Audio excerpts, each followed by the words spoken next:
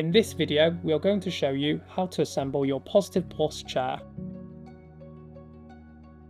First of all, place the backrest onto the seat pan, then use the screws and the Allen key provided to secure the backrest into place.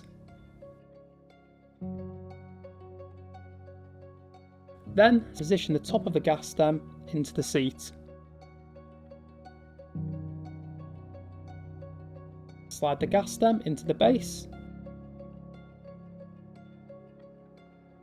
Next, position the chair so it's the right way up. Your chair is now fully assembled and ready to be used.